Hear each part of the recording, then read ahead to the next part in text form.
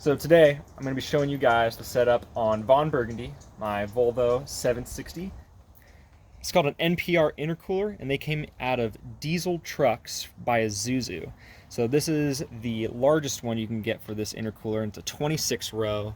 See the part number, exactly what we're looking on here.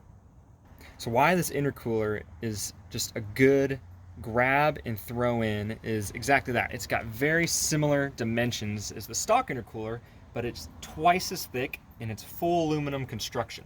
So you're not worried about big old boost leaks or overcoming the plastic end tanks in the stock intercooler. What's cool about it too is it is just thick enough to drop right into the original slot for the intercooler. But how you get it ultimately lifted up so you can jump over, and if you have a stock location, I obviously modified this with a bracket through APF fabrication. My buddy Mike did this work, but we were able to move the oil cooler over, slide this in place, and then it's suspended by just a wood 2x2 block right on the bottom there. But as you can see, it's in there good, and having these rubber isolators on the top and bottom, you don't get any noise or vibration, especially from the driver or passenger position. So this is definitely a lot more modified. I don't have a stock air box. I just have a little pod filter, the MAF, and then running into the custom hybrid 16G turbo. So this 16G turbo is definitely not stock. It is a bit of a Frankenstein turbo. What you're seeing right now is this compressor is actually a Hyundai Genesis 2.0 compressor housing. Got an OEM recirculating valve. Just wanted to maintain the stock look.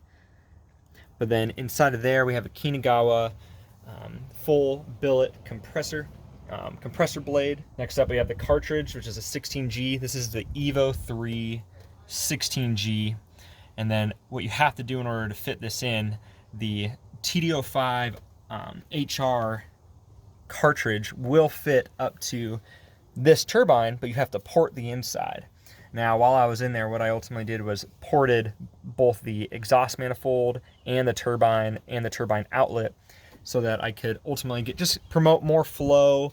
When you have a really small turbine housing, what that usually leads to is higher temperatures that get transmitted to the oil. So you'll run through your oil, and your oil quality will start to dissipate faster than normal. So that's what you run into with those issues with having a smaller turbo. Lastly, what you're going to see, my buddy Mike from APF did all the custom intercooler piping. This is aluminum, so we were able to keep stock locations for stuff like the idle controller down over here, and then we used Ace Race parts to totally transmit for the boots of this build. So in order to control the boost, now I have this limited to only 10 pounds currently. We just have this little manual boost controller, which you can get off of Amazon for 25 bucks. I think it's an NXS unit. Really easy.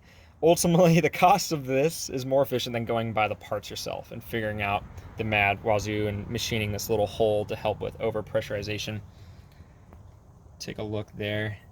So this runs right off this transfer pipe from the outlet of the turbo into the intercooler. So this is my boost signal, and this is really nice to have your boost signal coming from just out of the turbo rather than your manifold, as there actually is a pressure drop across the intercooler.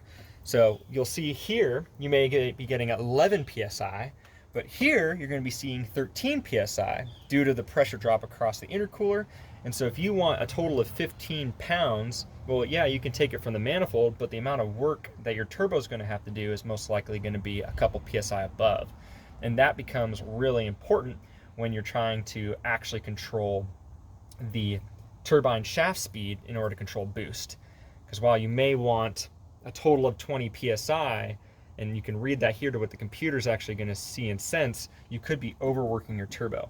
One other thing I did was I moved the charcoal canister, and I did keep it. It is important to keep this both for venting the gas tank, but also processing fumes and for emission reasons. Now it's kind of snug in here next to my oil catch can, but what's cool about this is the same two bolts that come off from over here, where it's typically located by the battery, is this exact same two bolts.